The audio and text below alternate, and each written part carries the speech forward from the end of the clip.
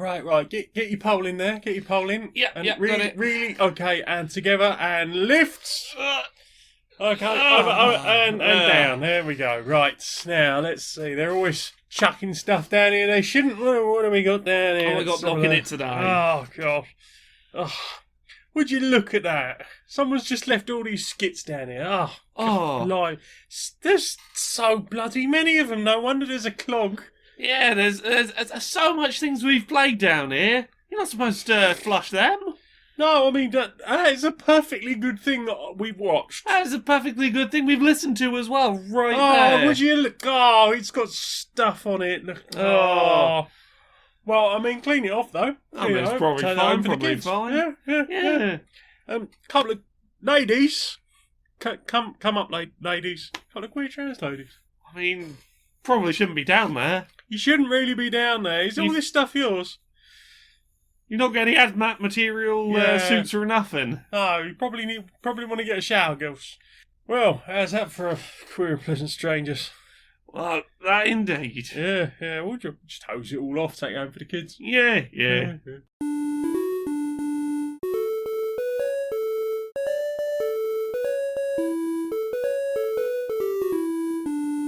Greetings, strangers, queer and pleasant. I'm not Laura Kate Dale. And I'm not Jane Aerith Magnet. And welcome to another episode of Queer and Pleasant Strangers. It's a podcast where we talk about things that we've consumed media-wise in the week, and we do voices and skits and that sort of thing. How you doing? Nom nom. We consumed all the media. Nom nom. Oh, well, HD media. Nom nom. I hope you didn't eat too much media, get a full tummy. Well, I have salad to blame for that. I ate a big salad. It was a good salad. It looked like a good salad. It was a very tasty salad. But that's not what we're not here to talk about. The salad you consumed. We're here to talk about. Wait, this isn't a salad show. I mean, if you want to have like a new segment, we have things we've played, things we've watched, things we've listened to, and salad. Yeah. Salad. If you think you can make a segment out of it, we can skip the questions this week. No, we need to do the questions. Okay, well, I guess there's no room for salad this week. Okay, well, I'll take my salad elsewhere. Well, to a different podcast. I think we should start with things we've played this week, as we usually do. What have you played this week? Pretty much just one thing. Yeah? I played Control. Yeah, you played Control, which is a game you've played before and didn't get to the end of. Yeah, I didn't. I was struggling to do it on stream. Yeah. Like so many games. If you've never tried streaming video games, particularly narrative-heavy ones, or ones that have, like, I have to not get lost, I have to work out where I'm going and solve puzzles, it's harder to do on stream. Yes. Your brain is divided between two tasks. It doesn't work. So you played it off-stream and... I played it off-stream. Made more efficient progress. Yeah, I played the whole game as far as I'm aware. I did all of the side missions. You've played more of it than I have at this point, because I haven't played the Alan Wake DLC. I've played through the Foundation DLC. I'm about an hour into the Alan Wake stuff. It's boring as fuck, and it's so Alan Wake. I mean, so Alan Wake to me sounds like a great thing. I love Alan Wake. Ah, yes, but imagine if instead of actually having a torch, you had to just levitate one next to you. Which meant you constantly had your finger on one button. Just like, la la la, well, I can't drop it. I need this. Yeah. Oh, wait, no, I don't. I need it to navigate because all of the areas are just too dark to get around. But when I actually get a place where I will be able to use that lamp, I've conveniently lost it while dropping down an elevator shaft and it's literally nowhere on the floor. It's just been taken off me. Yep. Because narratively that's the thing. Or, I walked through this door holding a lamp and no, the bulb's gone now. Oops. That sounds really, bad game design. Or the big scary enemy that you're supposed to shine all the lights at. If you happen to have a light while standing near it, that won't be enough to do the thing with it. You have to do the narrative thing to get the light on. This sounds like the exact opposite, The reason that sounds infuriating is the reason I loved Breath of the Wild, is that Breath of the Wild was all about, if a thing works one way at one moment, it will always work that way. Yep. And we will never just cheat you to stop you doing the thing. If you want to give infinite momentum to a minecart and then climb into it and then get straight to Ganon, you can do that. Yeah, you are basically taught, here are the rules of the world, and they will never change, no matter how ridiculous you make that. You want to make a flying machine with the Octorok balloons. Yeah, with the balloons. Yeah, you can do that. Yeah, whereas this is, no, we're going to... This is lamps. Fuck no. You will use the lamps we said, and you will do the mission in the way we said. And sometimes we will introduce new mechanics, and you will have to work shit out from that. Just we're not gonna like teach you a thing necessarily, but you'll have to just go, that wall's a bit different from anything else in any part of the previous game. Yeah, you can smash through that. That doesn't sound like fun game design. We're going to show you one of those so that you know you can do it. And then at the other side of the level, we're going to do another one, but you might have died several times in between, or just spent a load of time trying to work out what the fuck to do next. Haha, remember that whole new mechanic we introduced, like, 40 hours of gameplay later, after you started? Yeah, it's that again. Remember that? Just do it here again. Oh, and sometimes we're just going to turn the lights out, so that the boss thing will kill you. Just because that's fun. Oh no, the light went out. Now you're going to have to move. Oh no, I had almost no energy because I tried flying around with a torch, and apparently that was still enough to get me shot at. Cool. But, other than that DLC... Other than the Alan Wake DLC, a game I already didn't like...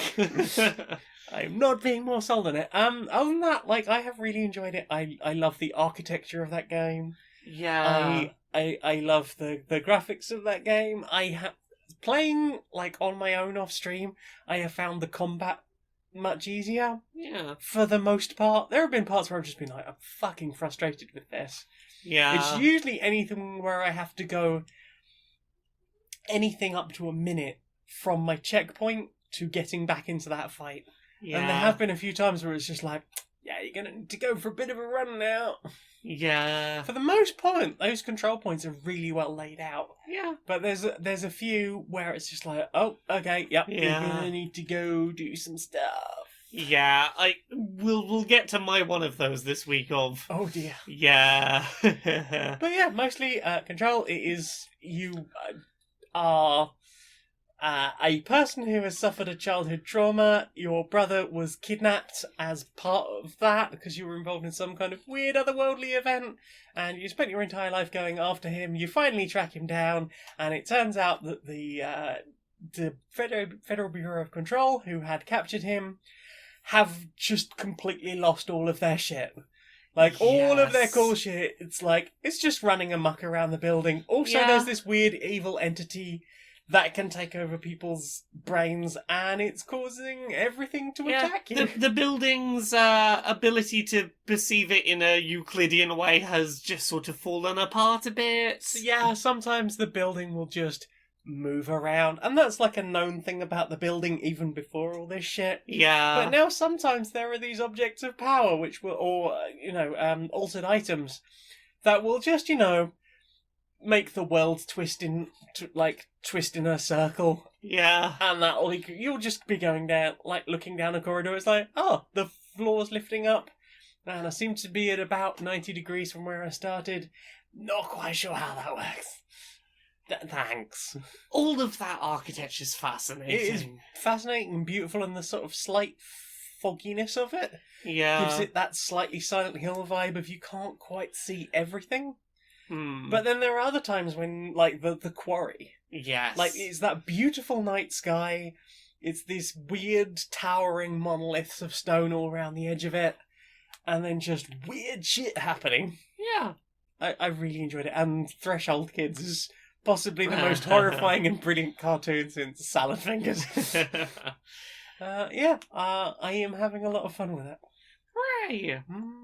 I finished playing a game this week. Yes. I finished playing through No Straight Roads, which is that game. Pretty gay. Yay! It's that game that I was talking about where you've got to dodge attacks in time with the music. You're supposed to be like, rock, we're gonna defeat EDM, except it's actually like 8 different music genres that are kind of dance music sometimes. So my biggest problem with that game was the 3 hours you spent defeating that final boss. Yeah, so, as I talked about last week, my biggest, I love a lot of things about this game. I love the character designs, a lot of the music. Some of the better music was at the start. It got weaker as it went, unfortunately, which is a real shame. I liked a lot of the boss designs and their encounter designs.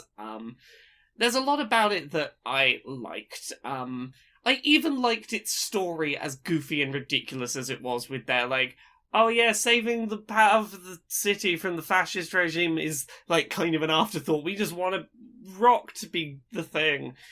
My biggest complaint about that game had been that there was no checkpointing within boss fights, which is usually fine, because the boss fights themselves are pacey enough that you can usually get back to where you were relatively quickly, and you can skip cutscenes on repeat attempts of the boss, and you can just sort of get to the gameplay. The final boss of that game has two major problems. First of all, they put an unskippable, lengthy monologue elevator ride before the boss fight, and you don't get an autosave after that, so you have to watch that 2-minute elevator ride every time you want to restart the fight, which really fucking breaks up the pacing. Yes. And, once again, no checkpoints in a multi-phase boss fight. The final phase of this final boss fight has an attack that you can probably survive one of it, but a second one is gonna kill you. And the problem is, its timing window is incredibly short, and you get maybe 2 attempts to try and, get the counter timing right before, oops, I'm dead, go right to the start, wait for a 2-minute elevator ride, do the whole start of the fight again, and by the time you get back to that phase, I'd completely forgotten, okay, what was the timing like again? Because it was too big of a gap between attempts to learn that timing. Even if just not the elevator ride, I probably would have got it sooner. Yeah. But it was just enough of a gap between attempts that I wasn't developing muscle memory? Yeah, I wasn't developing any muscle memory. I was making no progress. Aww. And it was a cool encounter design. A little bit glitchy. I fell through the world a couple of times, and a couple of times there was a mechanic where I was supposed to throw something I'd assembled at the boss, and it just didn't function properly. But generally, I thought it was a really cool setup. The narrative was a little bit predictable about what the final boss fight was going to be, but here's the thing. If I could have done that final boss fight in one attempt, its escalation throughout the fight of how it built up the narrative the game had been building would have been really cool. It was building up to a really cool crescendo, and the fact I couldn't beat that final bit of it completely killed the momentum. It's a really fun game. It's one that I can't recommend without, some pretty big caveats, but I'm still glad I played No Straight Roads. I keep comparing it to No More Heroes, and I think that comparison is fair, in that it is a janky, broken mess of a game with a whole host of problems, and you know what? In spite of those problems, I had a great time. It's a kind of bad game that I feel really positively about. It looked like fun. Yeah. I was having a lot of fun in spite of its numerous glaring errors. And you know what? I can live with that occasionally with a game. Sometimes a game will just be kind of bad but still fun, and this is one of those. So what you're saying is you had a good experience, but ultimately it raised a couple of red flags. Yes. Which brings us nicely onto Flamme Rouge. I was like, where are you going? Oh, of course, Flamme Rouge. I was like, I wouldn't exactly say red flags, but it seems like you're leading somewhere. Okay, sure. Yes, let's talk about Flamme Rouge, a board game we played this weekend. This is about cycling. It is.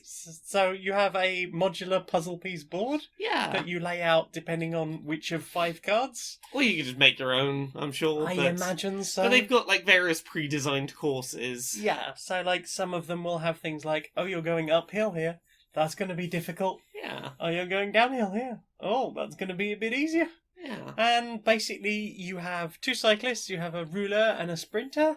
And one of them is kind of a pace setter, and the other one just does big zoomies periodically. Yeah. But also does periods of not moving very far. Not very far, no. Yeah. And the general idea is that it's, you draw multiple cards, you pick one of them to use. You've got your two cyclists. So you've got two Yeah. cyclists, they have a deck each. Yes. So you will, without looking at the other deck, draw 4 cards off the top, pick one of those cards, Yeah. and you will put that face down next to your player board, and the rest of them will go face up at the bottom of your deck. Yeah. And they're face up for a reason, so that you know that when you get to the next face up card, it's time to shuffle that remaining deck. The cards you've used, fuck off, that's it, they're gone. Yep. Yeah, so you don't want to use all your good cards too soon, necessarily. Or maybe you do. Yeah. And then you take your other cyclist, you look at their cards, you pick one from there. And the reason why you do that is, let's say you do the pace setter first, the rouleur, and you have a look and you're like, okay, I'm going to pick for them to move 4 spaces this turn. There's a mechanic that it's good for you to be moving your cyclists at about the same sort of pace as each other. So you're sort of like, okay, well, I know that my sprinter, they have these kind of cards left in their deck. I think there's a good chance I could probably get a 4 or something around there to match so that I can keep the two of them together. You're trying to get a feel for, like, what do I think is likely to come up in my other deck, and I'll pick something to match that. Sometimes that can go horribly wrong. Yeah, so the decks really, for each cyclist, are fairly small, which means that you, within a couple of rounds, get like a really good feel for what numbers you have for each character available to you. Yeah, I was initially a bit worried, because I had heard one of the things is, like, knowing what's in your deck as being quite important. Like, what are the odds of certain cards coming up? Getting a feel for that. And I was worried that, like, first game was going to be a bit crap. Yeah. Because, like, not really understanding what that was going to be. But by the time you've seen all of the cards once, you've got a pretty good idea. Yeah, and you get to a point where, like, every, like, 2 hands you're shuffling the deck at a certain point. Like, you're seeing these cards so frequently, you get pretty built into your brain what you've got. But the mechanics that make it more than just sort of that sort of random chance is, whichever cyclists are at the very front of the pack get exhaustion. And the deal there is they have to add a card that's only worth 2 movement into their deck. And the more frequently you get those, the worse the chances of you getting good cards are, and the more likely you'll be at the final sprint of the game and, like, I only have 2 movements and I can't find any of the 7s or 9s that I need to sprint over the finish. And additionally, if if there's a gap of 1 space between your cyclist and the one in front of them, you get a free movement to slipstream to catch up. So, and that applies to the whole pack. So you start from the back and go, oh, there's 1 space between you and you. You move forward. Oh, now there's a space between that block and the one in front, so they all move forward. Yeah, so you can sort of conserve movement on your cards by trying to carefully plan out where your other cyclist is going to be and where you think the other player might be, and trying to pace yourself so that you can steal a free movement without having to use a larger card. So you've got this interesting momentum of the game where, for the first third to half of the course, everyone's trying to not be front of the pack. And it's this active game of, how much can I get away with moving while still being confident that you're going to move more than me and you're going to have to take that penalty? And then there's the other half of the game where you're trying to be like, at what point do I break away from the pack and go, fuck it, I'm going for the finish line? But the other thing is, like, getting to a position in the pack where you can pull away. Because Yes. if you play a 9 from the back of the pack, that's not necessarily going to be great.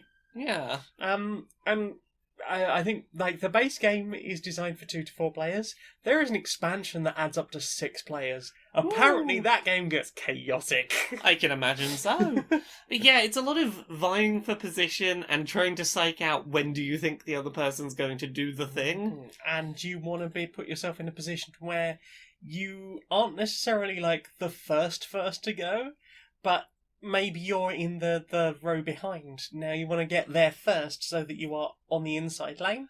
Yeah. And if someone then ends up pulling up next to you, like, that's going to be okay, because they're just going to fill in that little gap. Yeah, and then you've got things like the uphill and downhill slopes, Yes. which the uphill slopes, you don't get your slipstream, and you can only move a maximum of 5 no matter how big the card you use is.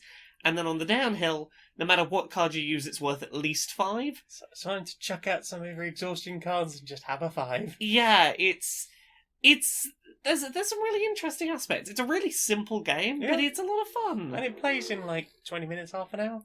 Yeah, I imagine it's probably slightly more with more than 2 players, but yeah, it was a lot of fun. I would be interested to play it with more people. Mm-hmm. Yeah. Yes. What else have we played? We played a very lengthy game of Legendary Encounters Alien. I tried to make it more exciting. We got to be very powerful. We had unlimited power. Yeah. We've mentioned it before. Legendary Encountered Alien is a deck building game, but instead of building like having like a tabletop a trading card game, you get 600 cards in a box. Yeah. To design with designs based on like characters from each of the Alien movies. Well, the first 4. Yeah. Missions you have to do based on events that happened in the films. Yep. So each scenario has 3 parts to it, a 1, a 2, and a 3, and they will be progressively more difficult, but some of the 2s might set up for a 3. Yeah. So you might have a 2 that's like, if you find these guns, you can set them up somewhere in the complex, and that will mean that it's easier to kill things. Yeah. Or you might have I need to install the airlock controls on the airlock so that I can flush the alien out into space. Yeah. So usually you do, like, you'll do one level 1, a level 2, and a level 3. Yes. We combined levels 1, 2, and 3 from the first Alien. Yes. Then 2 and 3 from Aliens, 2 and 3 from Alien 3, and just 3 from Alien Resurrection. Yeah. So we were curious what that would do difficulty-wise, and apparently once you've completed 1, 2, and 3 of a mission, you're pretty powerful, and you have a lot of buying power to make yourself more powerful, and we were pretty overpowered by the time we did the rest of those. Massively overpowered. Yeah, we were absolutely demolishing everything in those later movie ones. Yeah. I hear there are ways to make the game more difficult. Most of those involve playing with more people. Yeah. Because you can have the hidden agenda cards. Yeah. And there might not even be anyone evil. Yeah. But it just sets that little layer of, do we trust everyone at the table? If we try and do this again beyond, like, the 1, 2, 3 structure, maybe just double the number of creatures that come out every turn. Yeah, I think, like as we move through chapters, just go, like, now 2 cards appear, now 3 cards appear, now 4 cards appear. Just overwhelm us a little, make us take some attacks. Yeah, because, I mean, despite all of that, I think I had, like, 4 permanent damage, and everything else had been healed throughout the game. Yeah. But, yeah. We'll homebrew some rules and work out how to make it more difficult We'll for refine us. it. I'll look it up on Board Game Geek. Someone is bound to do it. And I'm also thinking about getting the expansion pack, because apparently that adds some extra things to the strike, like harder strikes to the strike deck. Is this the 400 card expansion? Yes. So there will now be 1,000 cards in the set. Well, we'll have even more sleeving to do then. Well, that's alright, because I managed to find 1,000 card sleeves, and we only used 600 of them so far. Only 600. Only 600, which means there's 400 left. It's like it's serendipitous. fate. I mean, it actually is, because it was just like, it's cheaper to buy 1,000. Yeah. Penny sleeve. What else did we play? We played a little bit of Keyforge. We did! Our local game store was very kind and gave us each some decks from about 2 years ago, Age of Archons, I think it was. Do you want to explain what Keyforge is? It's a game much like Magic the Gathering, except instead of buying booster packs of cards and building your own deck, you buy a deck completely blind. Yeah. That deck comes with a QR code, and all of the card backs match specifically to that deck. Yep, so you cannot mix and match. You cannot mix and match them, and there's, something like 2 million... There are now, I think, like, in the time it took me to look up the rules initially, and to check for further rules, like 3 days later, they tipped over 2 million different decks. Yeah, so there is practically no chance you will ever see the same deck again. Yeah, I mean, you'll probably see many of the same cards in a particular set. Yeah, but an identical deck of cards is not going to happen. You just, you have the deck you have, and you play with that. Mm-hmm. And sometimes those decks will be utter shite. Yes, I think of the 2 decks we had, one of them was definitely... we'll play a bit more and see. They might not have been great balanced against each other. Yes. But also, I think, as we said, like, having played your deck through once... Like, Yeah. you would play it a bit differently. Yeah. So the general gist is that it's one of those like Magic the Gathering type games, but you don't attack. Well, you can attack each other's monsters. There's no health. There's no life meter. There's no thing that directly destroying other people's monsters brings you towards victory. Your goal is collect 6 pieces of ember and forge a key. And do when that you 3 form times. Forge 3 keys, you win. Yes. And the creatures usually have, like, they'll often have some ability that's either helps you to get those embers to make the keys, or they're just really strong and powerful so you can kill the other people's stuff so that they can't use their thing to forge stuff. Mm-hmm. You had a deck that was very themed around, I'm just going to keep stealing your shit. Yeah, it was basically a rogue deck. I mean, it had rogue right there in the name. And it was lots of steal things and, like, lots of very weak creatures, but that did, like, oh, I can claim some extra ember for this. Yeah. And that card might be really easy to get back in my hand. Oh, I can also just steal some ember from you if you ever manage to get any. My deck had a lot fewer ways to get ember, but I could see at least one. If I'd been able to set it up one way, I might have been able to get it, which was like a creature that every turn I could tap to get some ember, a thing that I could use to get that creature back out the grave if it got destroyed, and a creature that every turn would make my creatures like stronger and stronger to make them harder to destroy. I'm like, yeah, I could see how that could be a thing. And rather than using a resource like mana in Magic the Gathering or energy types in Pokemon, you have the deck will have 3 houses. Yes. And you pick a house and you can play all of the matching cards from that house. Yeah. You can play them, you can use your creatures in that house to attack, or you can just discard those cards and go, I'm not going to need this till later. I don't remember the exact names of them, but for example, my deck, like, a third of the cards were like Martian cards, a third of them were like Beast cards, and a third of them were like Fire cards. And every turn you pick, I'm only going to attack with or use or play Fire cards this turn, so I'm just going to use those ones, and everything else in my hand and everything else on the field just has to sit there. Your Martian cards seem super badass. They're super badass in a game where destroying the opponent's monsters directly leads you towards victory. None of those Martian cards had anything to do with earning Ember, which feels like a problem. Yeah, and this is why I've not got into Keyforge before. Yeah. Because I've heard people go, oh, you can buy a deck and it will just be absolute dog shit. This is the problem, is it's not balanced and built decks that are designed to be good. I mean, I hear there is an algorithm that tries to do some of that stuff, but... the algorithm, I'm not convinced by the algorithm from having tried one deck. No. But, I mean, it might be a bit better now. I understand these decks are a couple of years old, which is why we got them for nothing. Because apparently you can't even plug them on eBay anymore. Yeah. But that was very kind. We got to try a new thing. Indeed. And you know what? I'm not opposed to playing some more and maybe working out, like, that is how this deck can be useful, and working that strategy out. Did you play anything else this week? No, that's pretty much it. I played one other thing that I can start talking about. Oh, heck. I've not finished it, and I've not put as much time as I would like to into it. You put like 8 hours into it today. Yeah, I did, but... And a bunch of time last night. Yeah, but like, I haven't finished it, and I haven't touched the multiplayer-y stuff, and I haven't touched all the stuff that I'm dreading touching. But, I started playing through Marvel's Avengers, the new fancy Avengers video game that exists. Oh, wow.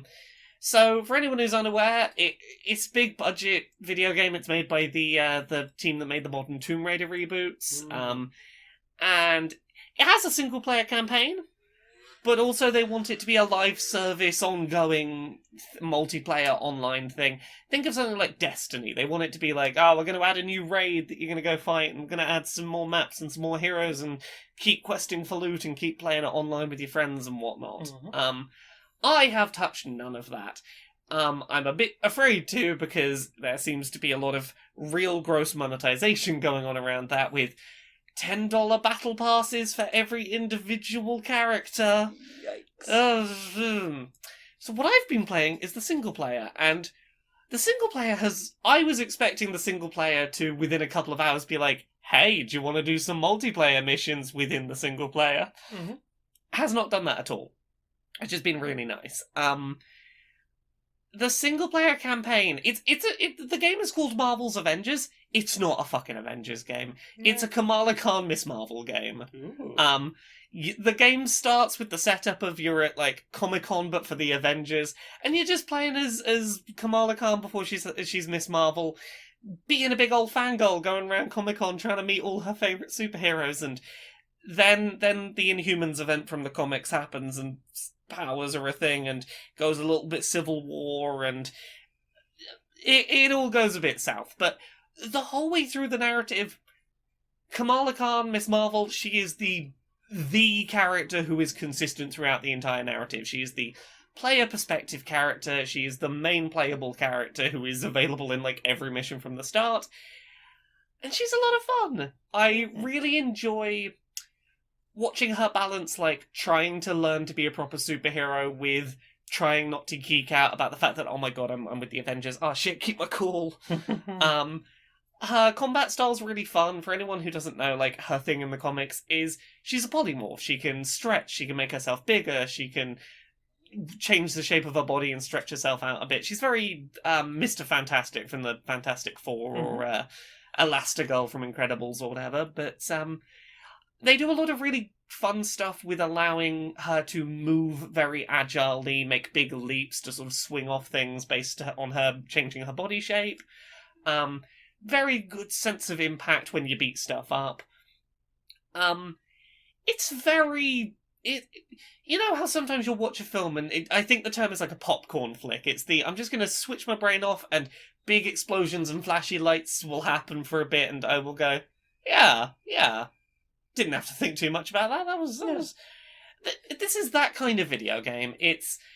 You know, they try and do a lot of things from a lot of video games, like, oh, here's your stealth section, oh, here's your section where you're running away from a crowd and you've got to find all the scratched walls to clamber up, and now here's your combat section where you're breaking into a... It's a lot of things other video games have done, but it's all in the service of being hero fantasy. Yeah.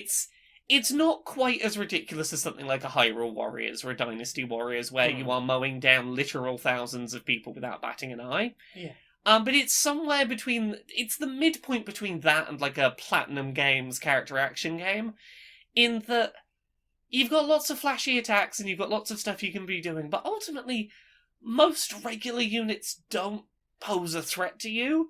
You know, there'll be boss enemies and there'll be big tough enemies and there'll be specific ones you're like, oh shit, better watch out for that. But like most of the time it'll be things like, I'm gonna be the Hulk and you've put me in a building with lots of glass and lots of smashable desks and computers and some people, and I'm just going to Hulk smash everything and beat everything up and feel very powerful. Hulk do smash. It's a lot of just let me feel very powerful while I punch everything and everything dies. And we'll have a plot about superheroes, sure, if we must.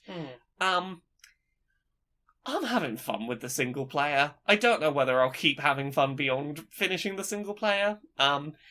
If you're someone who, like me, looked at this game and went, I want a single player story with high production value about some superheroes, and I just want to feel like a cool superhero, I've been pleasantly surprised with how viable that is a way to play this. You could buy this game, play its single-player campaign for 15 hours, go, yeah, I feel like I played an Avengers game there, and never touched the multiplayer live service stuff, and it's never going to force you to go, hey, have you tried the live service? Have you tried it yet? Have you tried it yet? Oh, it's just a little live service. Yeah, the single player has done a good job of walling itself off and being like, if you're just here for the single player, that's cool. We're not gonna pressure you to play anything else.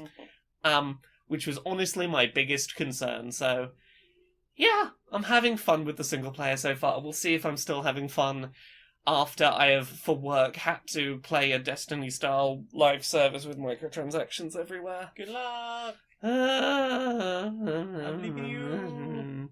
It's fun to play a Kamala Khan video game, though. About freaking time. Yeah, no, like, I feel like I need to stress this. This is not an Avengers game. This is a Kamala Khan video game. This is a Miss Marvel video game with, like, a multi-million-dollar budget behind it, and that's really cool. Yeah, fucking time. Yeah. I was going to say I don't know why they downplayed it so much. I know why they downplayed it so much. They talked about it once last year, back in October, I think it was.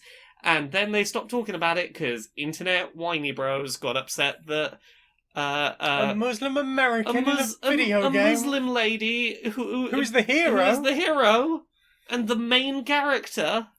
Oh, the Avengers need saving by a girl who is not white Christian girl. That sounds like a feminism and a politics in my video game. Feminism politics.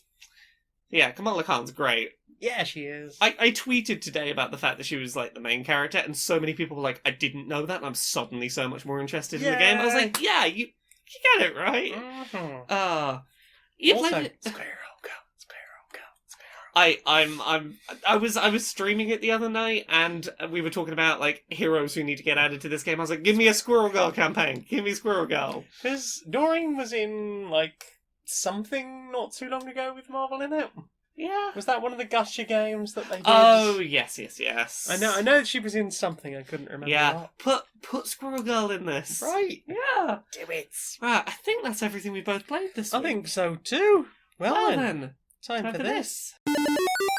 Oh, this heatwave. I must say you're certainly dressed for it. Very summery. Oh, yeah, I've been really enjoying just some, like, really comfy, colourful, light, big baggy trousers. Yeah, I notice you have been adopting an awful lot of colour this summer. I know, it's been... I you know, if I can't be out there, at the very least I can bring some of the summer, flavour indoors. Oh, goodness. Traffic's bad. Yeah. Oh. I think the heat wave's finally broken. It is. Oh. It has really started coming down up there. Anyway, how did you get changed that quickly? The summer's over. Yes, but you wearing all black and a witch's hat, and I'm sure we didn't have a black hat before. Summer's finished now. It's done. Time the colourful clothes time is done. The pumpkin spice candle? I mean, it's basically just cinnamon, and we both like cinnamon. We do like cinnamon and the pumpkin. Also the banner. What banner? The banner that says "I heart Halloween." Ooh, and then, oh my god, the bats and the what? How did you put all this up? It's the cobwebs. I mean, that stuff you really have to pull it apart to make it look effective, and you've done just a fantastic job on this. It's autumn, isn't it? Summer is over, it is autumn, Halloween is here, it is time, darkness is coming. Ooh woo. Ooh woo. Hello and welcome to the evening news. Tonight's top story: horror movie writers all across the country are stuck for ideas for horror movies this year. According to reports from industry insiders, every spooky idea they try to come up with does poorly with test audiences. They've tried combining monsters from various mythos, they've tried just straight up ramping up the violence and the gore. Nothing is scaring anyone this year. The problem, as we understand it, is that any fictional idea you come up with this year is just not as scary as the literal year. Reports state that all horror movie writers are switching to writing optimistic dramas because the bar for optimism has been dramatically reduced. And now, over to Invisible Bob with the weather. Hello. Well, what have you put in your eyes this week? Now, we sat and watched the Alien movie again. Yeah, we watched the original Alien, the director's cut. That's aged really well. Yeah, because this is not a film either of us has seen many times. Like, this was your second. I've seen this once before, about 20 years ago. I've seen this, I think, twice. The most recent time was about a decade ago. For a film from, when was it, 79? 79, yeah. It has visually and narratively aged really well. Yeah. It holds up very well. There's nothing you look at the set design and go, "Phew, that's a bit wobbly." Yeah, you look at this and go, you know what? Fuck it. Modern films could learn from your good set design. Good set design, like good miniatures. Yeah, very enjoyable ship design with its like varying types of spaces within it. It's sort of cramped, grimy spaces. It's polished food and medical areas. And that's to say nothing of the alien ship. Yes, with its Geiger-esque designs. I think they did a really good job of like ramping up the pacing of how they get to the alien. Yeah.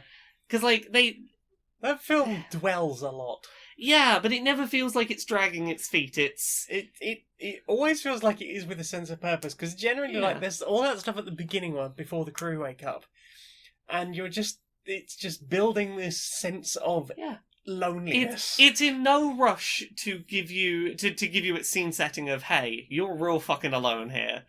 Yeah, and the way that it sort of builds up, like, oh, even the baby version of this thing, just a little bit of its blood coming out, oh, we're fucked, almost caused a hull breach, gives you such a good escalation of, like, we're not even going to deal with the things in between until we get to the top end. What can it do? Who the fuck knows? And just the slow reveal of the creature itself. Yeah, that they don't show you everything too fast. Like, it's usually in shadows or flickering lights, so it's just like, what exactly am I They show doing you here? just enough of it to keep it mysterious. I mean, at this point, it's so iconic. Like, I can't imagine Yeah. what it would be like to watch that film completely clear Yeah. of that and Like- just go, fucking hell. One of my favourite things we talked about toward the end is the first time you see the full body shot of the alien is under strobe light. So it's the first time you've seen its full silhouette in one go. But they add on it's moving in an uncanny way, it's not moving at the right sort of frame rate. So that even once you've seen the whole thing, it still is unsettling and doesn't look right. Yeah. They're very good at making that one creature very They scary. did a very good job. Yeah. Yeah. Sigourney Weaver, fantastic in that role. Yeah. It's nice that we got a good female superhero, Yeah. because I heard rumours that they originally wanted to cast Ripley as a guy. Yeah, and I don't think you could have got that performance. That same performance. As far as I'm aware, it's still canon that I can't remember what her name is. She does like scans and stuff. Oh, yeah. I can't remember what the character's name is, but like that she's trans. Yeah. If you're gonna Well, have a trans character and yeah. it's not gonna be played by a trans person, at least play it by a cis woman. Yes, that is something. That's something. I don't think they ever kept in any reference to the stuff about her and Ripley being together, Oh, which yeah. would have been cool. But That would have been, but I mean, yeah, I can tell why this is like one of those seminal pieces of media that people still talk about, because it's aged real well. It really was like a genre definer. I'm now kind of a bit scared to go back and watch Aliens again, Um, because I remember as a kid fucking loving Aliens. from everything I've heard, Aliens also holds up well. I hope so. 'Cause Yeah, like, it's beyond got like that, a lot more yeah. action movie style Yeah. to it rather than that slow Beyond- burn horror. Beyond Aliens, you're getting a bit more hit and miss, but I mean, nobody liked Alien Yeah. 3 at the time. I'd be up for taking the chance and rewatching Aliens at some point. Should we do the original quadrilogy? Sure, why not? If it gets terrible, we can have a laugh with it. I like Alien 3. I don't remember it being particularly well paced, but having some very cool scenes towards the Yeah. end with the alien and like Ripley diving off the gantry. Like, that is a really cool Yeah. scene. But then, like, there's Alien Resurrection, which everyone fucking hates. It's got the swimming aliens, which just the way they move underwater is incredible. And like, there are some amazing scenes in that. Like, I love that film. Or I loved it as a kid. It's just like- I would be up for us going through the three we haven't watched yet, going through those next three. Because Ripley's an absolute badass Yeah. in Yeah, I'm up for that. that. Yay! We'll have a big alien weekend. Yay! Let us never watch Prometheus again. What about you? You watched anything else this week? Yeah, I watched a documentary about the Codemasters. It's the new Kim Justice video. It's the story of games of the story and games of Codemasters 1986 to 1999. The Road to Respect. That's quite a name for a documentary, and it's about the history of the Codemasters brand. Pretty much during their heyday, when they didn't used to do only Colin McRae games. Yes.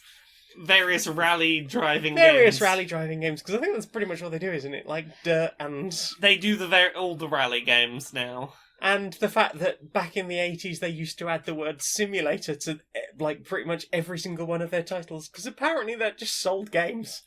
Well, I mean, we know that's true. Remember the gold rush of everyone adding Simulator to everything on Steam for a few years in the indie community? Put Simulator on it, people will buy shit. Apparently that was like a lost piece of marketing information for Everyone a few forgot decades. that for a couple of decades. And then it was just like, oh, Surgeon Simulator, you say? I too would like a wobbly hand. Yeah, it's a really well put together documentary, as most of Kim's stuff is. Yeah. Yeah, and if you want to learn about, like, mostly about 80s gaming and early 90s gaming and, like, the old Dizzy games and Super Robin Hood and all that good stuff, and, like, porting and how that whole thing as a business worked, and how the British gaming industry worked for, like, a few decades. You could do worse than look at that. Yeah. What about you? What about me? I started watching through a show that I've tried to watch before and just previously not had the headspace to watch because it's quite a heavy watch. Uh-huh. I started watching through The Handmaid's Tale. I have never seen that. Is it any good? Do you know anything about it? It's got the like the bonnets and the yes, red thing. Yeah. So, the thing that pushed me to rewatch it, and I'll get into what it is in a second, the creator is transpositive, which, for such a show fixated on various kinds of womanhood, is like, that's a reassuring sign that it's probably fine to watch. So the general gist is that it's a post-apocalypse narrative set in a world where a plague swept, and the only thing it did is it decimated the fertility rate across the planet. Globally, about one thousandth of the people who used to be fertile are now fertile. And as such, basically, authoritarian regimes around the world, mainly America. They've made women breeding stock. They've made women breeding stock. And America has basically become a society where women are put into various classes, and there is the handmaids who are essentially treated as breeding stock. You've got you've got like women in other roles within that strata. If you are a woman who had lots of money prior to this all happening, you probably were able to just skirt through this and not be involved in this whole situation. It was people who were not financially well off but were fertile were kind of fucked. And a lot of it is just general critique of life under authoritarian regimes. There's a lot of focus on getting people to distrust people who are in terrible situations to distrust each other rather than focusing on the people who are actually the problem. What a ridiculous notion. Surely no one has ever done this sort of thing before. Like, a great example from the first episode is any time that the handmaids are sent out to, say, go do the shopping or various tasks, they are sent in pairs. And the idea is, there's always someone watching you. You can't go and, do something you're not supposed to, because there's another one of you just right there, and she'll say you out the second she gets a chance, is the mentality drilled into them. And eventually, by the end of the first episode, the two main ones that we've got travelling together are like, oh, okay, I thought you were just like a pious little piece of shit that really believed in all this, and it's like, oh, I thought that was what you were doing, because the system's really good at making... Yeah, but it's all about these women trying to basically survive and keep their sense of self and get through this situation with the hope of eventually breaking out the system. The main character we follow, she got separated from her daughter at the beginning of all this, and she's like, I'm going to survive, I'm going to get through this, I'm going to find my daughter, and I'm going to get across the border to safety. Because the start of the show is so like... it's just Americans. Yeah, no, like, the start of the show talks about people, like, the main character got caught with her daughter trying to cross the border into Canada without a passport. Like, it's literally, if you can get across the border, you're going to be fine. America is just real clamped down on... Totalitarianism. Yeah, totalitarianism and traditional gender roles. Yeah, it plays a lot around with the acceptable idea of traditional womanhood.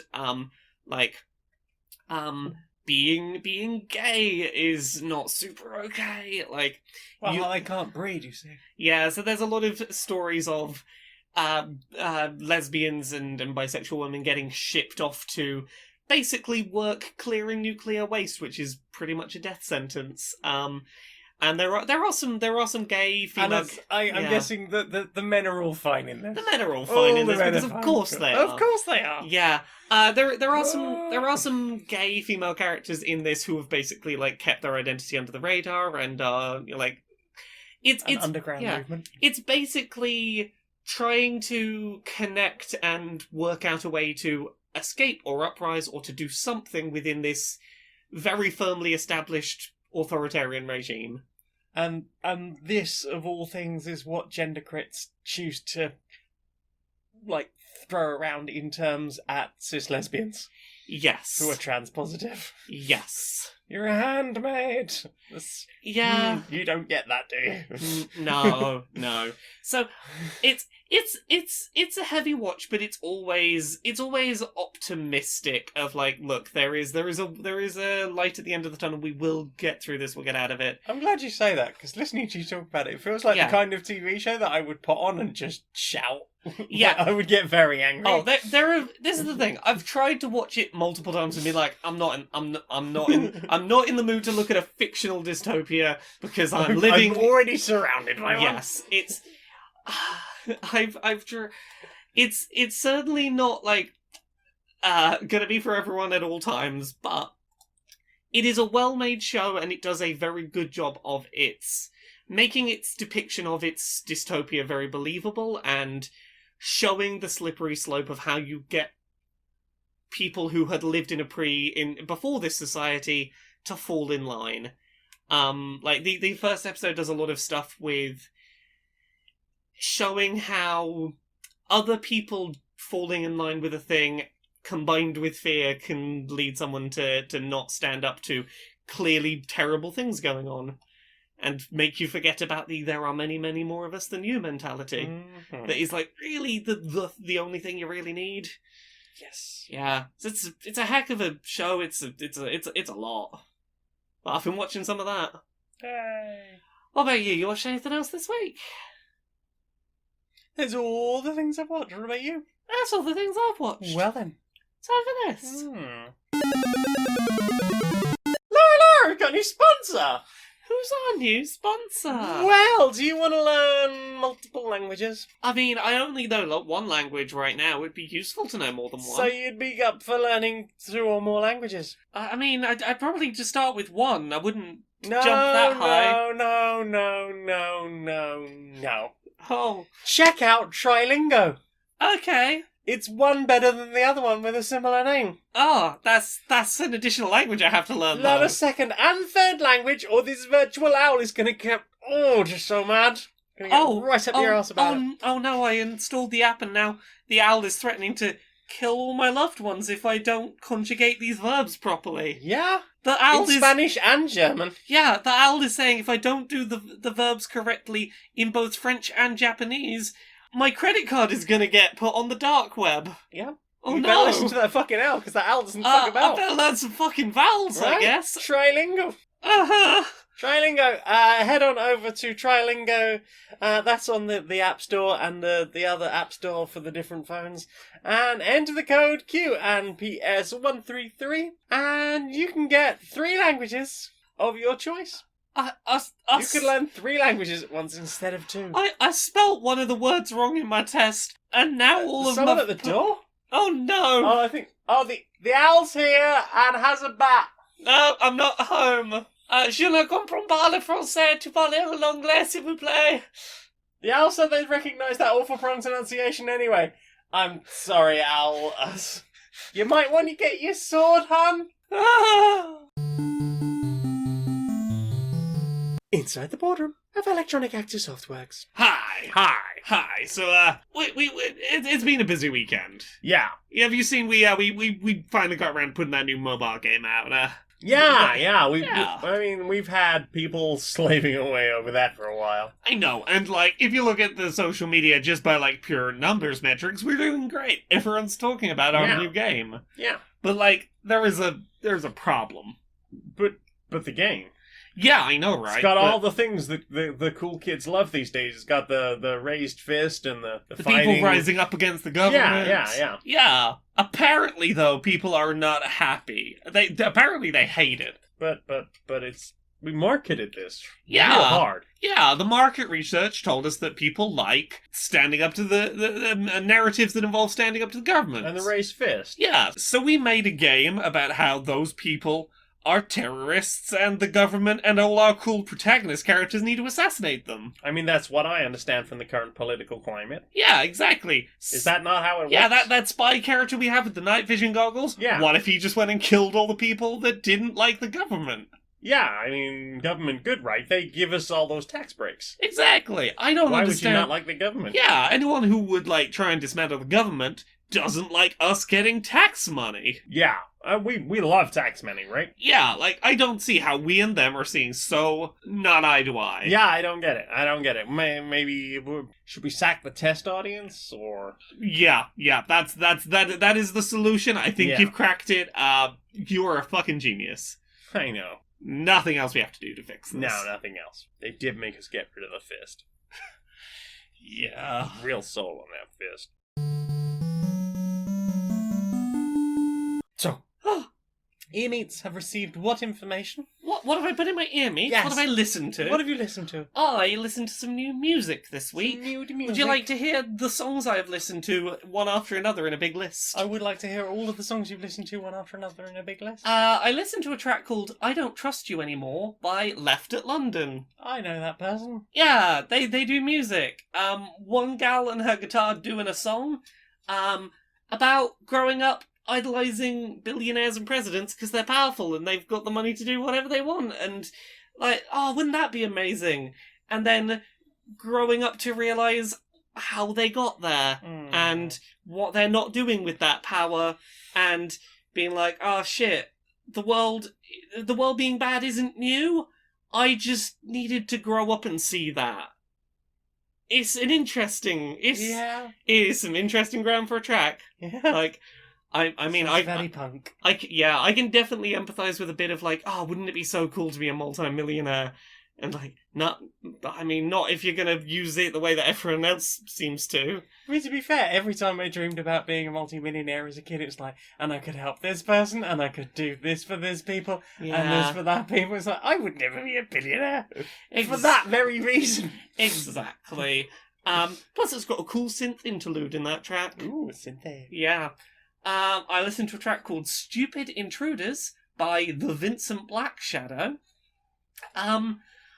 I struggled a bit to try and describe the genre of music this is, and the best I came up with was high-energy femme goth pop.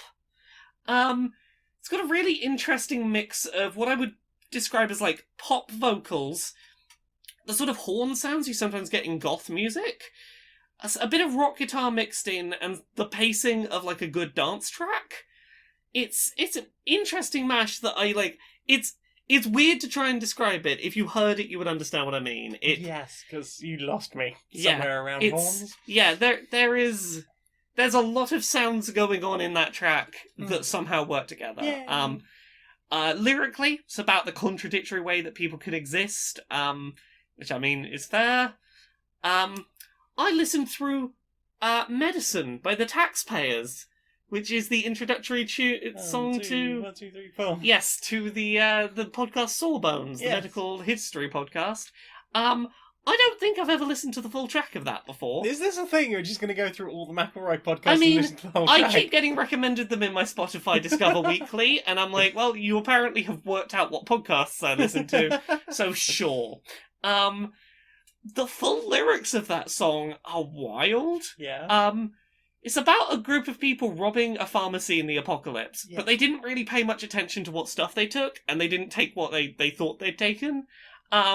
So eventually they take some medication, it's not what they thought it was, and they die. And then their bodies decompose and become plants and sustain life, so life goes on.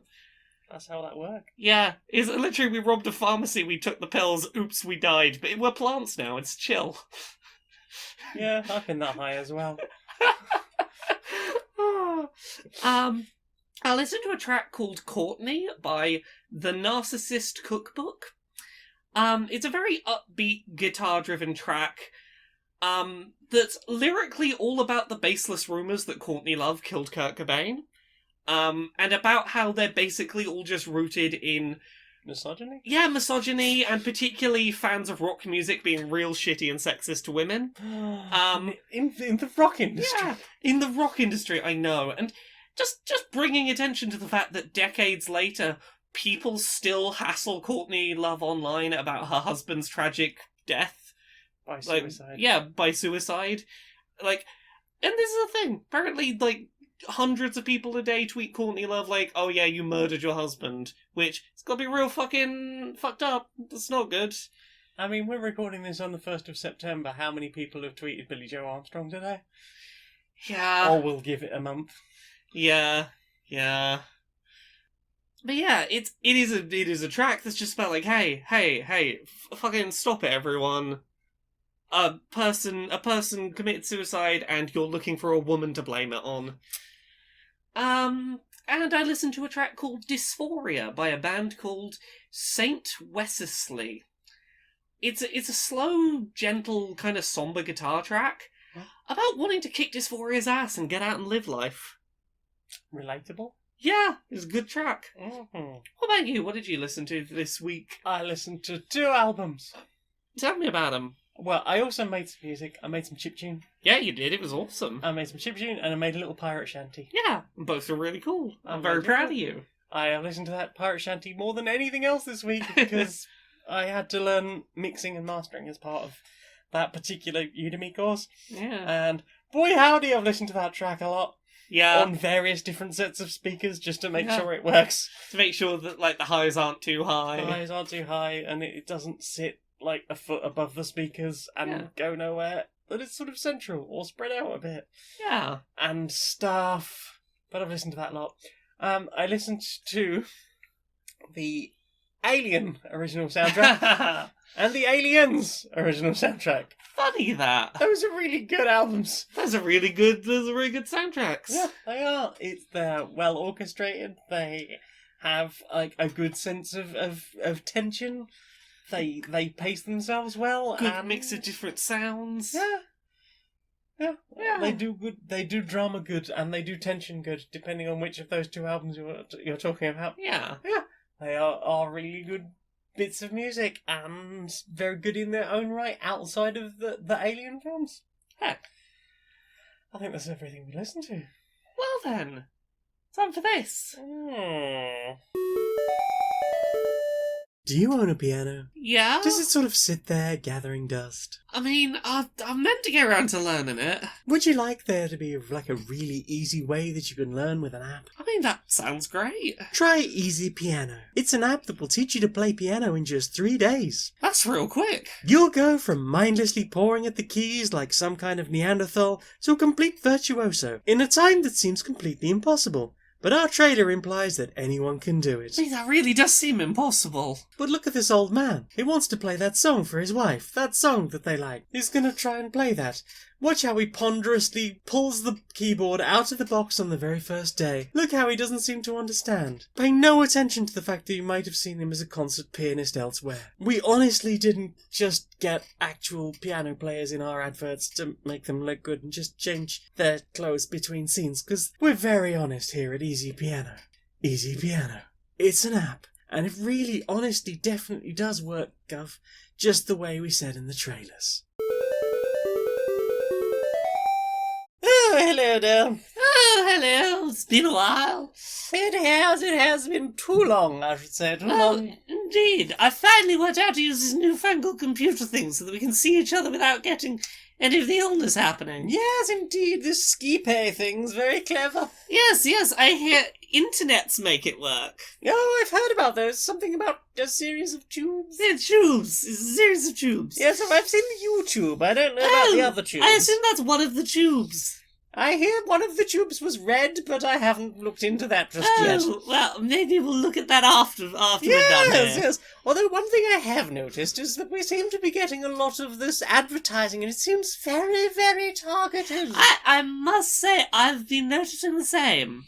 I mean, what I've noticed recently, I keep getting adverts for a remake of Sherry. See, I thought Sherry was good and fine as it already was. Absolutely, I've been drinking Sherry Classic since I was a small girl. Indeed, I don't know why they need to change it if it already works. Exactly, but apparently there's remaking Sherry, and it's full of something now called surprise mechanics. Oh, goodness. How are they Yeah. going to wedge a whole mechanic in the bottle? It's just pulping out of the glass, but oh, there they are, just.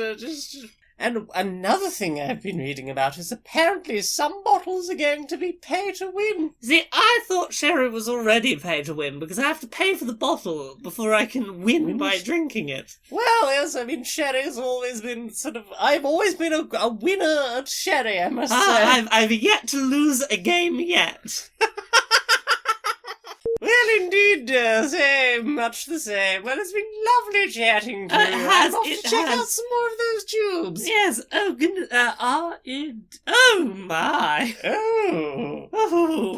Well, boy.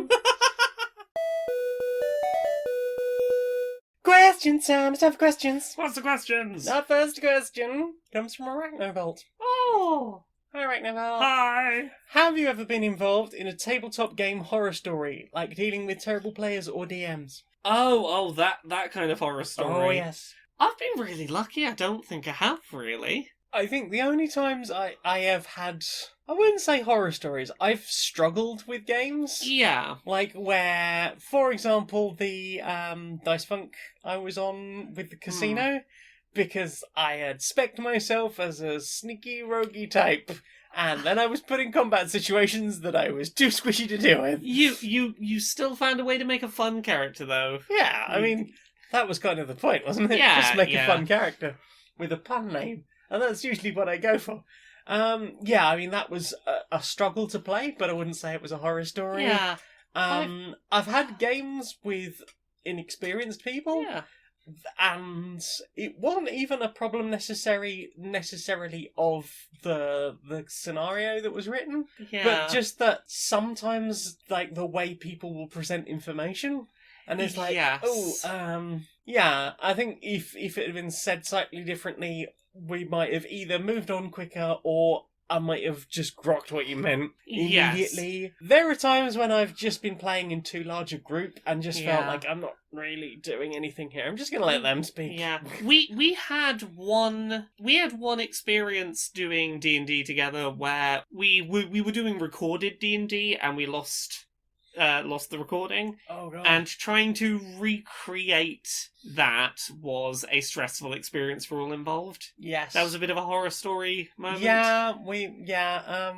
Bless Becky, who does the primary edit on Polyamory. Just like, I need to contact these three people and get them to re-record their lines. And I need to Yes. record some of my own lines so that we don't lose this whole bit of story. It worked! That episode's gone out and I Yeah. don't think anyone said anything.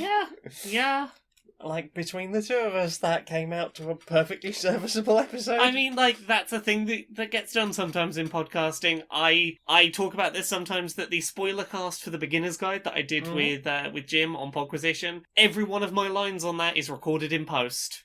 And you didn't even have a record of what you'd... Nope, I worked it out as I went. It wasn't like you had audio problems where you could still hear what was said, but... Yeah, no, I just had to wing it entirely. Yeah.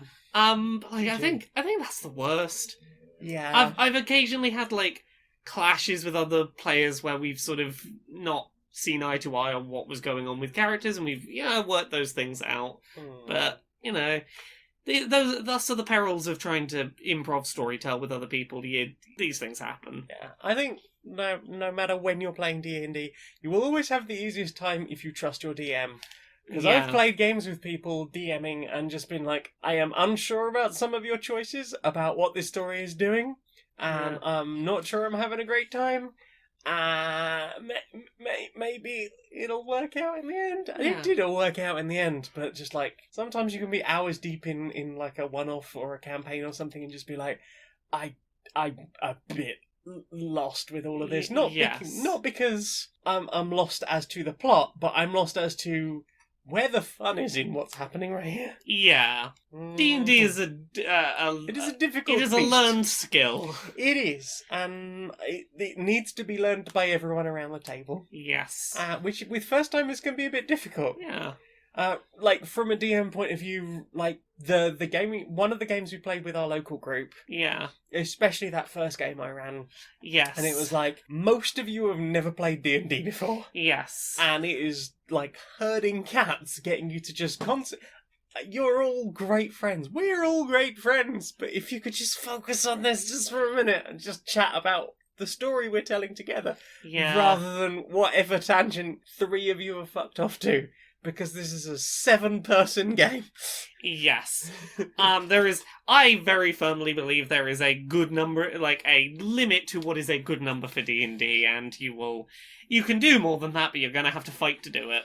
And I think some people are going to have less fun by virtue of the fact they are going to have a lot more downtime between scenes. Yeah. Even if a DM is like really good at keeping this stuff in their head of, hey, you haven't done anything for a little while, Yeah. I want to focus on you. Because generally as a DM, it's easier to just focus on whatever person spoke last. Yes, I do my best when we have the big group that I sometimes run to be like, try and keep an eye on who has or has not interacted recently. Who can we drag in to do something? Yeah, any large group, it can be a bit difficult to hear people. We did that session with Human Tolerant News, Yes. and I was definitely nervous about the number of people for a recorded podcast. And I think there is some quietness from some members of the team, but I think ultimately everyone got involved. Yeah, I think everyone was happy. The story went really well. It will need a bit of editing. Yeah. But apart from that, I'm very excited to hear the final version of that. Yeah. We were doing questions, weren't we? Just not going into one about D&D.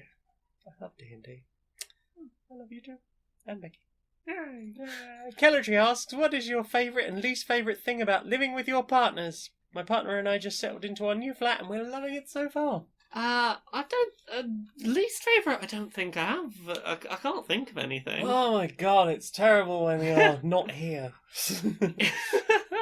Favourite thing? Honestly, it's having someone to be in the same space with, even if we're not doing the same thing. Doing different things but together is a really lovely thing to have found a person I can do with. And doing things, like, apart. Yeah. Like, in the same building.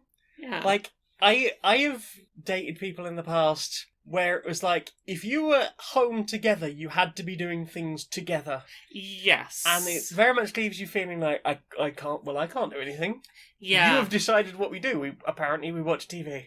Yes. Okay, I would like to either play video games or draw something or maybe listen to some music. Yeah.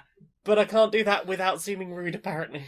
Yeah. We've got a very compatible sense of what time is we'll come together and do stuff together. We'll do stuff in the same space but differently, or we'll do stuff in other parts of the house.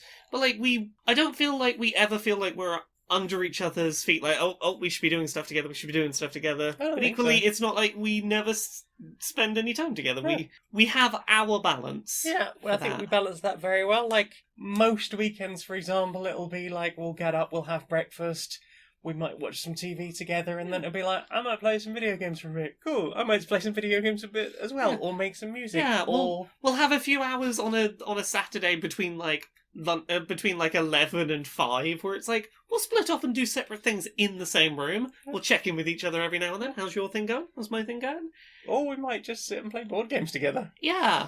Like, sometimes we will use that time to do things together, but sometimes it's like, we'll just split off and do activities, but in the same space. Exactly. It's been very nice to find someone who I have that compatible sense with. Yeah, and getting over that feeling of, like, we have to be doing stuff all the time. Because, that is where, like, a lot of my previous relationships have sort of fallen apart. That feeling like you're losing your own identity. Yes, that you don't have time and space to do the your together things. thing now. Yeah. All the time. Indeed, yeah. It's nice to be like, hey, if I want to go do something up at the office for a bit, it's not going to seem like I'm shutting myself away and you can't communicate with me. It's my time. Go away. Yeah. Yeah, and then there's, like, the fact, especially during, like, working from home period, it's been nice to be like, it's been a couple of hours. Should we just have a hug? Yeah, every couple of hours I'll just come in and we'll shout wife at each other and have a big hug and then get back to doing what we're doing for just a little. Hey, wife, hug. Physical proximity, human. Yes. Save the day. Yes. Also, getting to just wake up next to you in the morning is really lovely, and do a big that 20 minutes or so of just have a cuddle before we get out of bed is really lovely. Got your leggy. Got my leggy. Oh, you got a leggy and you got my leggy. It's nice to have enough time in our morning routine that we can just have some snuggle. And relax. Yeah. Mhm. You're great. You're great. I very much enjoy living with I you. very much enjoy living with you too. I get too many butt touches. Yeah, you do. He's right here. There's the butt. There's the butt. There's the Oh, butt. There's the heck. butt. Oh, heck. I touched the butt. I touched the butt a little bit more enthusiastically. I got startled. I don't know. I think it's some noodle. Apparently, you had a noodly butt. apparently, I was sat on some noodles. You had a noodle butt. Noodle butt. I don't even know how that works. What's the next The question? next question. Well, that's a good question. Is it a good question? Probably. It's yeah. one for our show. Lucy asks, how do you keep going during rough patches? Couple of things. I work out what the minimum is I can manage and do my best to, just do that. Yeah, agreed. If all I can do is get out of bed and go and sit on the couch, Yeah. do that. Yes. If all I can do is brush my hair and or my teeth, do that. Yeah. If I can get up and eat, Yeah. I'll try and do that. If I can eat healthily, bonus. If I can get up and leave the house and go for a walk, Yeah. also a bonus. It's don't try and take the day as one huge thing. Go, can I do this step? Yeah. Okay. Don't be like, can I do all of the things? Yeah, just one step at a time. Can I do the next step? Yeah, okay, I can probably manage that step. And try and do the ones you can do. And also understand that, this is depression. Depression is Yeah. a long-standing thing. As I said to someone recently who was really suffering with depression, admitting it for the first time in their, Yeah. 40 years of life. They were like, well, how do you recover from it? It's like, well, you don't. You just get better at coping with it. You'll learn how to live with it in your life. Yeah. And there's, if anyone follows me on Twitter, there's been a few moments recently where it's been my brain's been really wacky. And I've just got the skills now to identify, hey, this is becoming a Yeah. problem. That's it. Deal with it. A lot of the time for me, it's just a matter of recognizing what's happening and giving myself some space to not beat myself up if, let's say there's a day where I sit down at my computer and I don't get any work done. It's a lot of just pottering around, dicking about on the internet and not getting anything done. Mm. To not beat myself up over that. Go, look, I wasn't up to it today. Give myself a little bit of breathing space. Come back and try tomorrow. Mhm. And just keeping an eye on your own mental health over time and... That's another thing. Yeah. Keeping an eye on it and recognizing when there's been Yeah. a significant change. recognizing when it's this is a one-off bad day versus this is a pattern that is moving in a direction. It's trying to keep track of where your mental state's at. If nothing else, for me, it's remembering to take my brain pills. That'll help. That really will help. And there's nothing wrong with, If you don't make your Seeking own neurotransmitters, store-bought's fine. And, if the first batch don't work for you, don't be afraid to keep pestering your Yeah. doctor until you get one that does work for you. These ones that should make me happy made me want to die. Can I have some different ones, please? Yeah. Because there are lots of different types, and, okay, most doctors will go, here is some fluoxetine, Yes. here it is at a higher dose, here it is a higher dose, here it is a higher dose. Well, I don't know what to say to you. It's there's lots of other different types of antidepressant, Yeah. Johnny Maloney, who used to be on WordFunk, Yes. and I think DiceFunk as well. Yes, yeah. He talked about how, he spent months, possibly even years, going through with his doctor just all the different Yeah. medications until they found one that actually worked for his brain. Yeah. It's cool. But it can be hard with depression to just work through that. Yeah. Yeah, I think the first time I started really needing brain meds when I was probably about 12 or 13. Yeah. The wrong puberty causing issues with my brain. What? Shudder to think. I got to a point where I just gave up on the system. Yeah. Because a I lot of didn't people have it in do. me, and I didn't have the support to go, hey, these medications that you keep changing once every 6 months aren't helping me. Yeah. And these days, I will go and look up the British National Formulary. Yeah. I'm looking in the latest version of the BNF. I know when you can tell me that that medication can be changed, I will go back to my doctor and be like, it's been 3 weeks, so I waited a week over the bare minimum. It's not working, sort this. Yeah. And sometimes you do need to have that bit of information yourself, and don't be afraid to look things up. But go for like a proper medical dictionary rather than, I looked on WebDM. Yeah. If you can, look up like NHS guidelines published on NHS websites. Yeah, like whatever your like national, Yes. or even like a different country's version, because Yes. those exist and are just Yeah. as good. Indeed. Yeah. I can't even remember what the question was. How do we keep going through rough patches?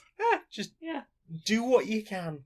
Try and hydrate. Also, when you're in good patches, try and establish routines as best you can, because those will sometimes be enough to be like, I'm having a bad day, but I'm going to do the thing because it's routine. If you can form something into a habit that is a part of a good, healthy daily routine, that might help you get through the worst days. Yeah. Like, on a bad day, I will still go for a walk now, when I probably wouldn't have done a few years ago, because I've made it part of the routine. It's just a thing that happens.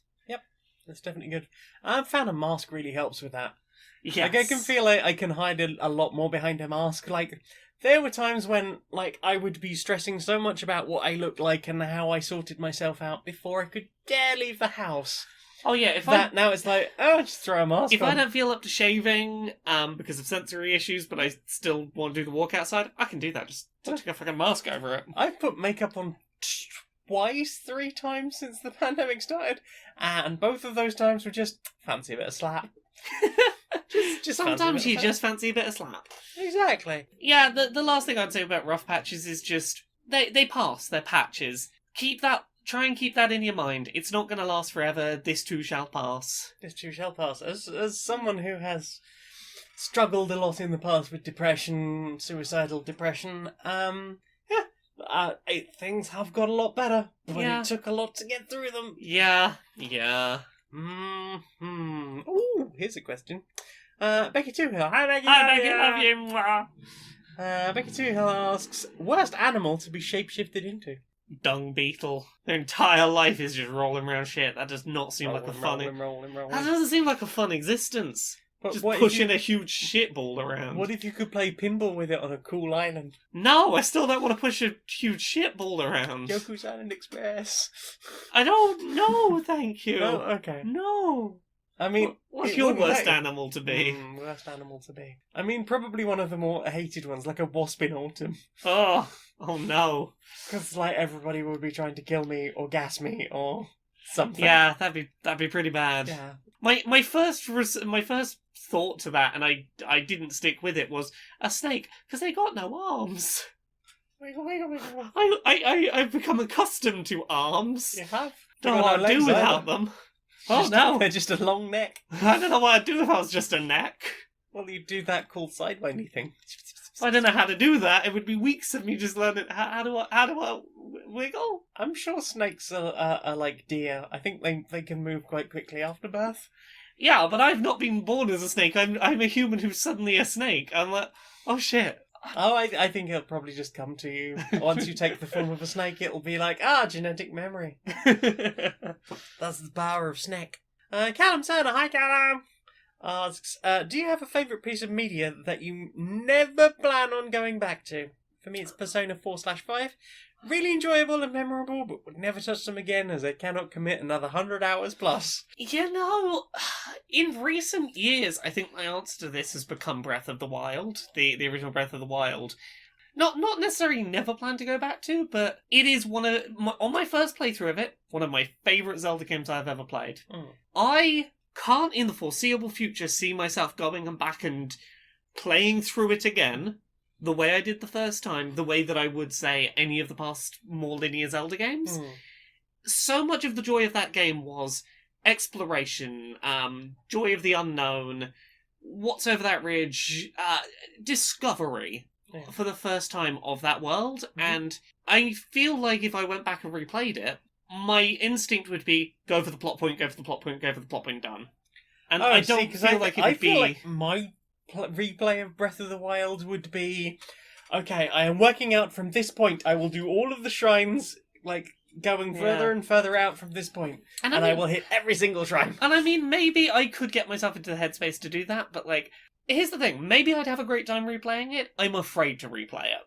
I'm afraid that it won't seem as magical and wonderful without that sense of first-time discovery. And I don't want to take away that really pure, perfect first experience I had with it.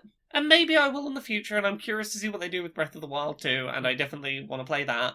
Right now, I don't want to tarnish that magical nature of that first playthrough. Yeah.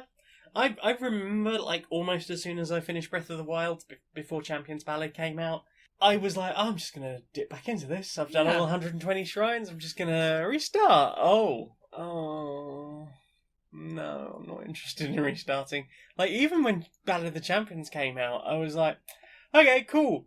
And I got, like, most of the way through the first part of that and just went, That, you see what I mean, though? It's... That world was magical once, and I am afraid it won't be again, in the same way that, like, I'll replay Majora's Mask, Wind Waker, Twilight Princess to the end of my days. Breath of the Wild, I had a magical experience, and I'm happy to put it in a box and be like, and that was that. I think it would need to be a good few more years when I've had time to forget more of it. That's it. Maybe I will when I've had a chance to forget, but...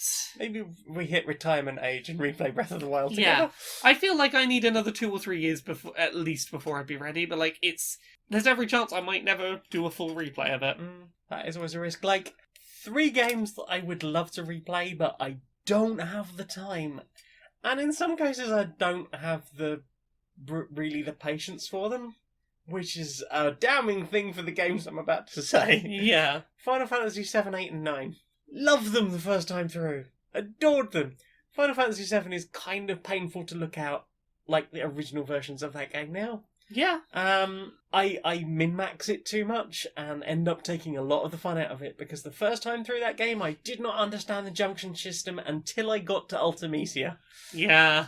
And now whenever I play it, it's like, okay, I'm just going to stay here fighting this thing. Oh, it's got Cure. I'll just draw and cast Cure on myself. I'm also going to keep drawing everything until I've got 100 of everything it has to offer. And then I will move on to the next thing. Yeah. And then as soon as I get the power that I can, like, level up the things I've got, I might just go back and get, like, another 100 cures so that I can immediately turn them into Cures.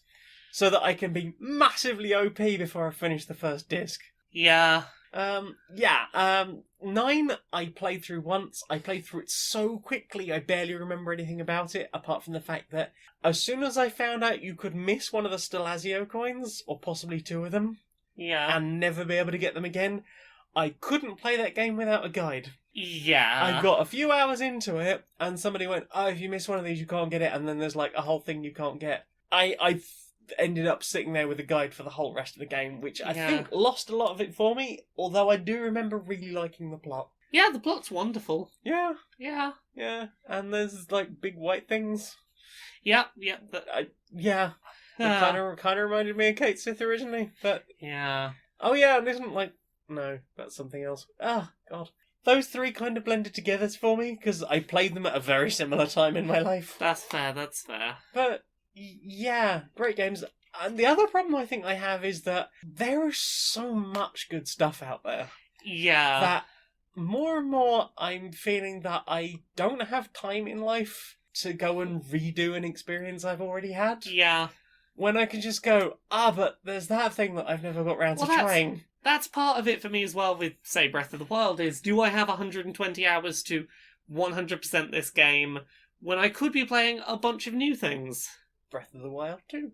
Yeah, Breath of the Wild 2, I'm so fucking excited for. Yeah. I mean, like, if that really does continue in the same Hyrule with changes, like, there's going to be a whole level of, I kind of know this place, but what is this? I'm hoping for it to have, like, that Majora's Mask feel of, I recognise these elements, but they have been put together in a way that feels new. I know these assets. Yes, I know these assets, but there's new things to do. Mm-hmm. Larry Yellingenby is having a bit of trouble with some pronunciation, and is asking, how do you pronounce this? I can't quite work it out. It's Payapal, and then there's like a full stop and a meh. and there's like a / and it's Row. Can you? That's paypal.me/rawgalicious. RAWRGLICIOUS. Which is Lauren from Dice Funk. She's in some shit financially right now. Yeah. I can really do with some cash. Hey, she's a cool, lovely person who you could financially support, who is great on Dice Funk. And also, if you want, you can support her by getting nudes. She do nudes. She do titty pics. Yeah, rawgalicious on Twitter. She do titty pics too. Yeah, so you can get those, or you could just send us some money if you're feeling generous. She's a lovely. She's or very you sweet. could just do a share of some of her desperate needs, because apparently she's a couple of $100 in debt with a utility company. That's Woo! less than ideal. Lauren's lovely. She's Lauren's one of lovely. my favourite people. She is. She's super lovely. But she's been really struggling a lot recently. Yes. Physically and mentally and all of the things. Sigh. Oh, we have a late running question. Oh, What is a food that you didn't think you'd like but did? who's that from? That is from J. Jacob Marion. That a food that I. Didn't think that you'd like but did. Huh. Do you have one of these prepared? No, because I've only just seen this question this very instant. This very instant. Oh, as someone who always struggled with fish as a thing, I've been pleasantly surprised at how well I've gotten on with a lot of the vegan fake fish alternatives. Fish fingers. Yeah. Those Linda McCartney, the vegan corn fish fingers are Yeah. amazing. Well, I mean, even like the that one time we went to that pub and had Tofush. yeah, chips. tofush. I got on surprisingly well with the tofush as well. That pub's not there anymore. That was Yes. London's oldest pub. Yeah, and it's now gone because Fuller's wanted it capitalism. back. Yeah, that's a Mm. shame. It is.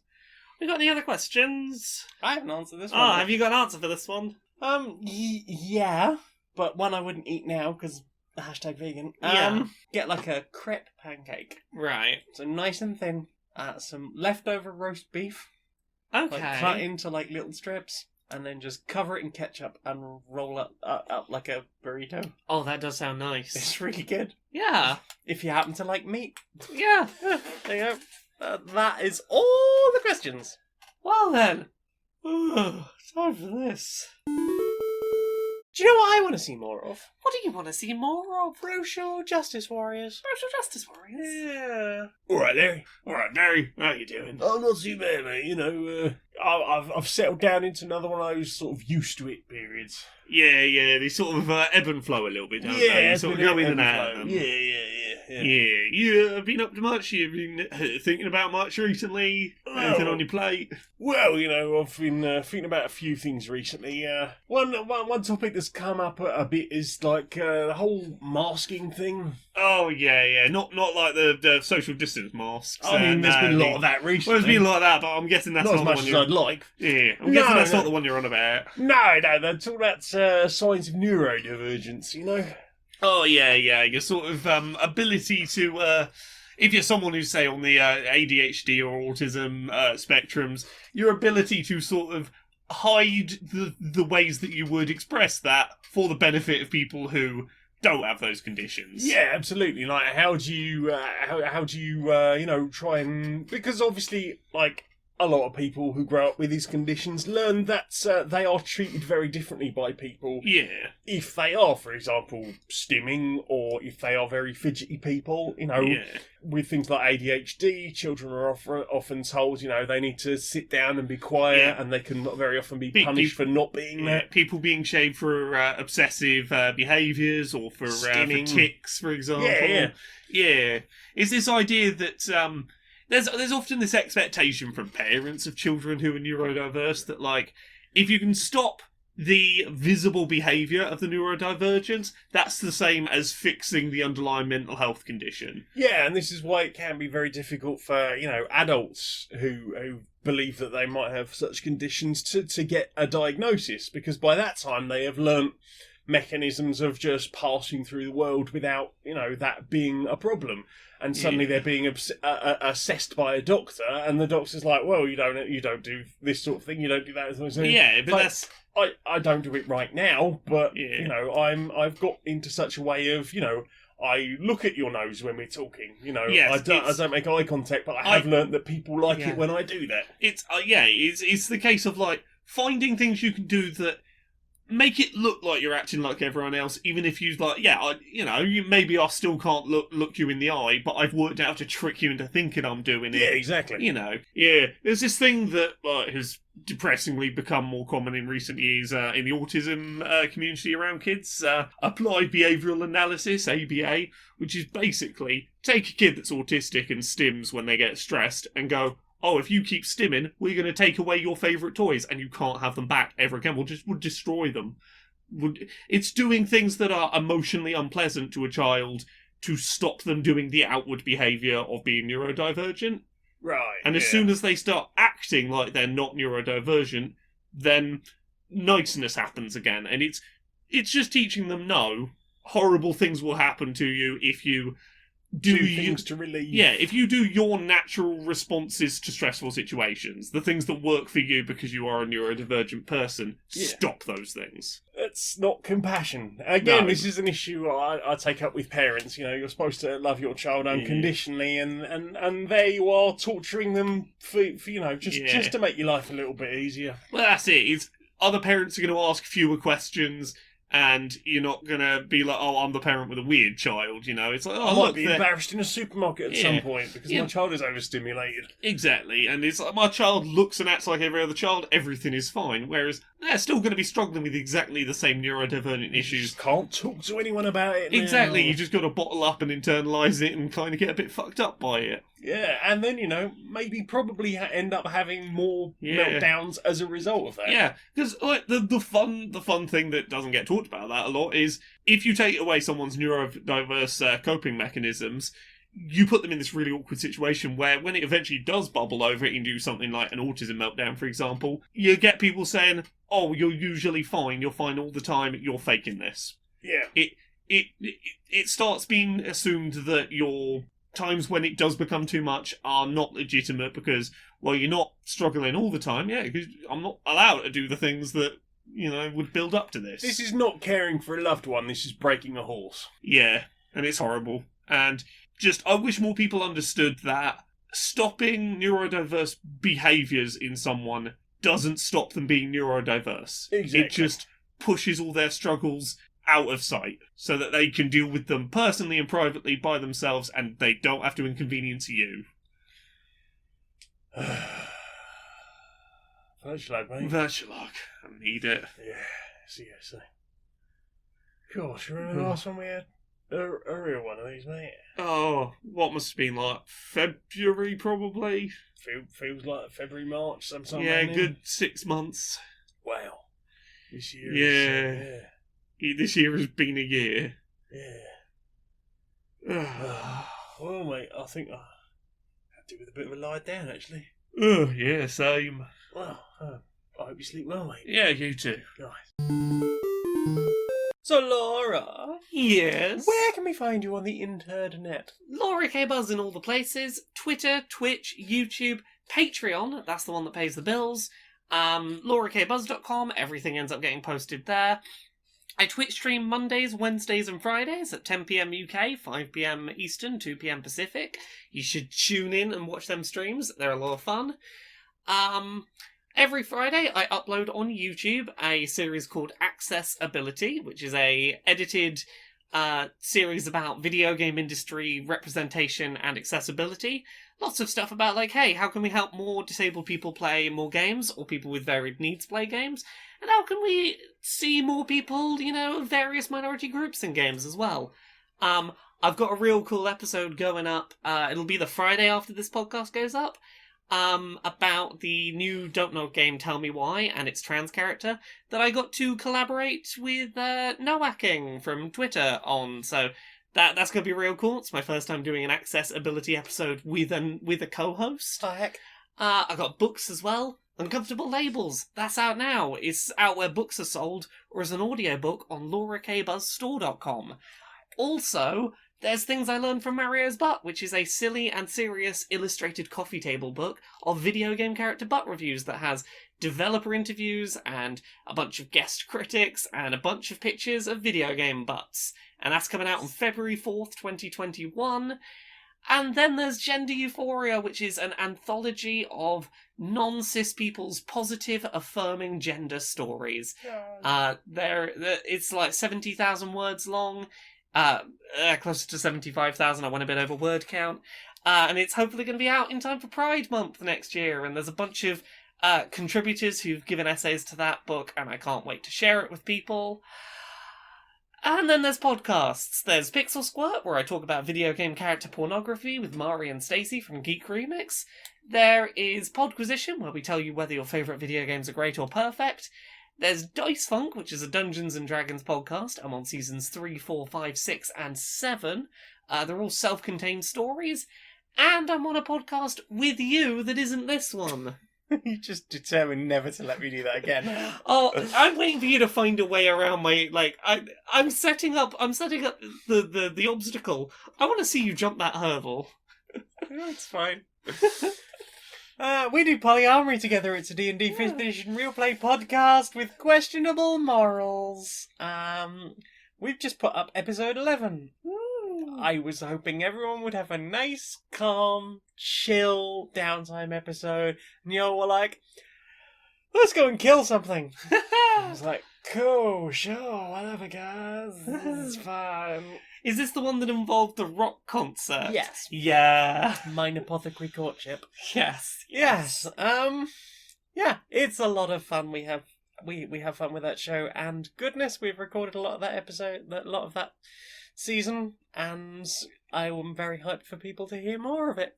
I also make t-shirts and stuff. I Twitch stream on Thursday nights around sort of 7:45, I would say. I have a Twitter, a Twitch, YouTube. I have a Redbubble where I sell t-shirts with amusing slogans and such on them. Some of those have been selling really well recently. I can't imagine what it is about the downfall of capitalism that seems to be on the horizon. This making people buy more and more wealth inequality solutions t-shirts. It's got a guillotine on it. Yay! Yay! Yeah, all of my stuff can pretty much be found at streamerlinks.com/Janiac. That's JANEIAC. Most important one is my Patreon, patreon.com/stonedmonkeyradio. And for as little as $1 a month, you can help me justify a 70-hour work week.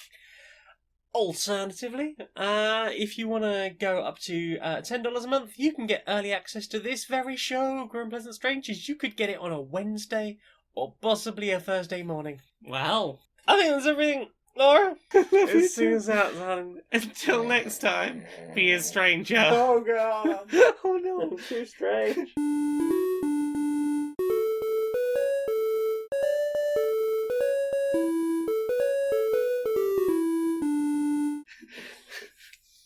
I don't know what happens to my brain. My brain's gone too. Oh no.